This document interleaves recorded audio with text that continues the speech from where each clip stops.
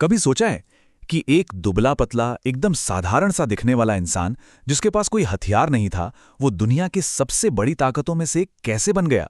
जी हां, हम बात कर रहे हैं महात्मा गांधी की, जिन्होंने सिर्फ अहिंसा और सच के दम पर भारत को आजादी दिलाई। तो चलिए, आज हम उस महान इंसान की कहानी जानते हैं जिसने इतिहास को हमेशा के लिए बदल दिया। तो सवाल यही है कि ये हुआ कैसे। आखिर वो कौन सी चिंगारी थी, वो कौन सा जज्बा था जिसने एक आम से इंसान मोहनदास को पूरी दुनिया के लिए महात्मा बना दिया। इस पूरी कहानी को समझने के लिए हमें बिल्कुल शुरुआत से शुरू करना होगा, उनके बचपन से। देखिए, उनकी कहानी किसी फिल्मी हीरो की तरह एकदम नाटकीय ढंग से शुरू नहीं होती। ये एक ऐसे आम इंसान के सफर की कहानी है जिसकी परवरिश की नींव ही सच्चाई और उसूलों पर रखी गई थी। 2 अक्टूबर 1869 पोरबंदर की धरती पर जन्मे मोहनदास करमचंद गांधी। बचपन से ही उनका स्वभाव बहुत ही शांत और सच्चा था। उनकी मां पुतलेबाई बहुत धार्मिक महिला थीं और उन्हीं से गांधी जी ने सच बोलना, दूसरों की सेवा करना और हर जीव पर दया करने जैसे गुण सीखे, और यही सीख जिंदगी भर उनके साथ रही। बड़े होकर वो कानून की पढ़ाई करने के लिए लंदन गए।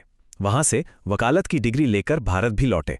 लेकिन समझिए कि ये तो बस एक तैयारी थी। उनकी जिंदगी का जो असली मकसद था, जो सबसे बड़ा बदलाव था, वो तो 7 समुंदर पार उनका इंतजार कर रहा था, जब वे काम के सिलसिले में दक्षिण अफ्रीका पहुंचे। और बस यही वो मोड़ था जिसने एक वकील को एक युग पुरुष में बदल दिया। जी हां, दक्षिण अफ्रीका की उसी यात्रा ने उनके अंदर छिपे हुए महात्मा को जगाया। वहां पहुंचते ही उनका सामना एक बहुत ही कड़वी सच्चाई से हुआ। उन्होंने अपनी आंखों से देखा कि कैसे वहां भारतीयों के साथ कदम कदम पर जुल्म और भेदभाव किया जाता था। और ये कोई एक दो बुरे लोगों की बात नहीं थी। अरे, ये रंग भेद और अन्याय तो पूरे सिस्टम की रग रग में बसा हुआ था। और फिर एक रात वो हुआ जिसने उन्हें अंदर तक झकझोर कर रख दिया। सोचिए, फर्स्ट क्लास का टिकट होने के बावजूद भी उन्हें चलती ट्रेन से बाहर फेंक दिया गया। क्यों? सिर्फ इसलिए क्योंकि वो एक भारतीय थे। उस रात की कड़कड़ाती ठंड में उस अपमान के पल ने उनके अंदर न्याय के लिए लड़ने की एक ऐसी आग जला दी जो फिर कभी नहीं बुझी। उसी अन्याय की आग से एक बिल्कुल नए, एक क्रांतिकारी विचार ने जन्म लिया। एक ऐसा हथियार जिसे दुनिया ने इससे पहले कभी देखा ही नहीं था। और इस अनोखे हथियार का नाम था सत्याग्रह। ये सिर्फ कोई आंदोलन नहीं था, ये एक पूरी की पूरी सोच थी। इसका सीधा सा मतलब था सत्य के लिए आग्रह करना, यानी बिना हाथ उठाए, बिना किसी से नफरत किए, सिर्फ सच्चाई और अहिंसा के दम पर अपने हक के लिए डट कर खड़े हो जाना। यही उनका सबसे बड़ा और सबसे शक्तिशाली हथियार बना। दक्षिण अफ्रीका में अपने इस हथियार को आजमाने के बाद गांधी जी इसे लेकर भारत आए। अब लक्ष्य एक था और बहुत बड़ा था, अपने देश को ब्रिटिश हुकूमत की जंजीरों से आज़ाद कराना। भारत लौटते ही गांधी जी ने आज़ादी की लड़ाई को एक नई ही दिशा दे दी। चंपारण के किसानों के हक की लड़ाई से लेकर अंग्रेजों के साथ असहयोग करने तक, फिर नमक जैसी एक मामूली चीज के लिए ऐतिहासिक दांडी मार्च निकालने से लेकर 1942 में भारत छोड़ो का नारा बुलंद करने तक।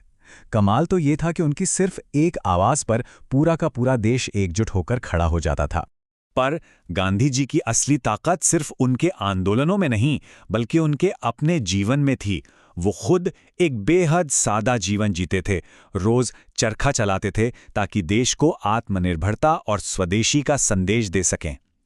उन्होंने ही तो पूरे देश को सिखाया कि असली ताकत किसी को झुकाने में नहीं, बल्कि खुद पर काबू पाने में है, और अहिंसा से बड़ी कोई ताकत नहीं। उनका एक ही विश्वास था जो उनकी हर बात में, हर काम में झलकता था, कि सत्य और अहिंसा से बड़ी कोई शक्ति नहीं है। और यकीन मानिए, यही वो मंत्र था जिसने करोड़ों भारतीयों को हिम्मत दी और दुनिया के सबसे बड़े साम्राज्य को घुटने टेकने पर मजबूर कर दिया।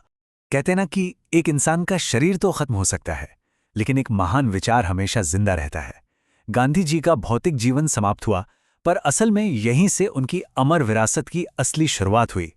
30 जनवरी 1948 एक हिंसक गोली ने उस आवाज को हमेशा के लिए खामोश कर दिया जिसने अपनी पूरी जिंदगी अहिंसा का पाठ पढ़ाया था। नई दिल्ली में नाथूराम गोडसे ने उनकी हत्या कर दी। लेकिन गोली चलाने वाला ये नहीं जानता था कि वो सिर्फ शरीर को मार सकता है, विचार को नहीं। महात्मा गांधी सिर्फ एक इंसान नहीं थे, वो एक सोच थे, एक प्रेरणा थे। और उनके सिद्धांत आज भी दुनिया भर में करोड़ों लोगों को रास्ता दिखा रहे हैं और हमेशा दिखाते रहेंगे। और ये पूरी कहानी हमें आज एक आखिरी और सबसे ज़रूरी सवाल पर लाकर छोड़ती है।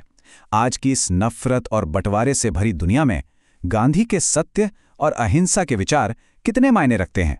ये एक ऐसा सवाल है जिस पर हम सभी को सोचने की ज़रूरत है। कमेंट में जय हिंद ज़रूर लिखिएगा।